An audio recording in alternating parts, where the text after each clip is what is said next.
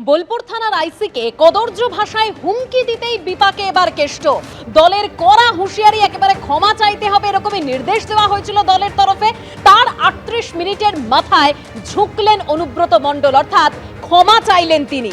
বারবার পুলিশকে হুমকি, অবশেষে কেষ্টর বিরুদ্ধে এফআইআরও দায়ের করা হলো। কেষ্টর বিরুদ্ধে পুলিশের এফআইআর, একেবারে অনুব্রত মণ্ডলের অফিসে গিয়ে হাজিরার নোটিশও দিয়ে আসা হলো। কেষ্টর ভাইরাল অডিওয় তোলপাড়, অস্বস্তির মুখে দলের কড়া বার্তা। কি কারণে কেষ্ট অর্থাৎ অনুব্রত মণ্ডলকে ক্ষমা চাইতে হলো, সেই ভাইরাল অডিও রাখবো আপনাদের সামনে।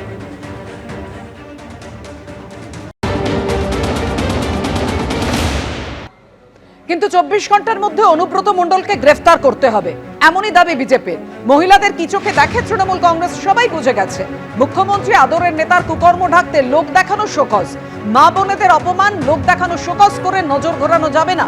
অবিলম্বে অনুব্রত মণ্ডলকে গ্রেফতারের দাবি বিজেপি রাজ্য সভাপতি সুকান্ত মজুমদার।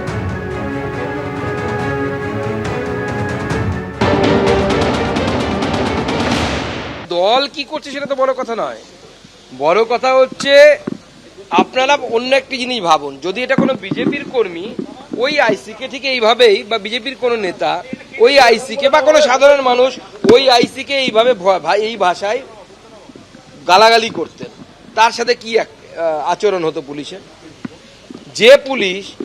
যে পুলিশের ডিজি তার নিজের অধস্তন অফিসারের স্ত্রী এবং মায়ের ইজ্জত নিয়ে ছেলে খেলা হচ্ছে, সেটা বসে বসে দেখছেন এখান থেকে, ভবানী ভবন থেকে, কান ধরে অনুব্রত মণ্ডলকে জেলের ভেতরে ঢোকাতে হবে। পার্টি কি করবে সে তো পরের ব্যাপার, সেটা পার্টির ব্যাপার।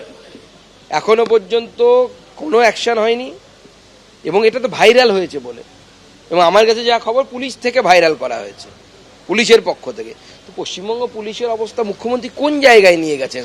যেইভাবে ভাইরাল হবে, বাইরে আসবে, তারপরে সমস্ত কিছু অ্যাকশন হবে। তার মানে পুলিশের কোনো দাঁত কিচ্ছু নেই, যা আছে সব বিরোধীদের জন্য। বোলপুরের আইসিকে কদর্য ভাষায় হুমকি, বিপাকে অনুব্রত মণ্ডল। তার বিরুদ্ধে এফআইআর দায়ের হয়েছে এবং তার অফিসে গিয়ে হাজিরার নোটিশ দিয়ে আসা হয়েছে। আর এই নিয়ে বীরভূমের পুলিশ সুপার তিনি কি জানাচ্ছেন শোনাবো।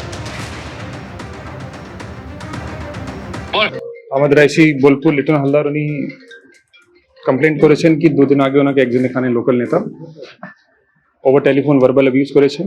রিগার্ডিং দ্যাট এই ঘটনার ক্ষেত্রে আমরা একটা এফআইআর স্পেসিফিক স্টার্ট করেছি, অ্যান্ড তারপরে আমরা এই ঘটনাতে যত স্ট্রং লিগাল অ্যাকশন নেওয়ার দরকার আছে সেটা আমরা নিচ্ছি। অ্যাজ পার ল, আইন অনুযায়ী যা যা অ্যাকশন নেওয়ার আছে আমরা সব অ্যাকশন নেব।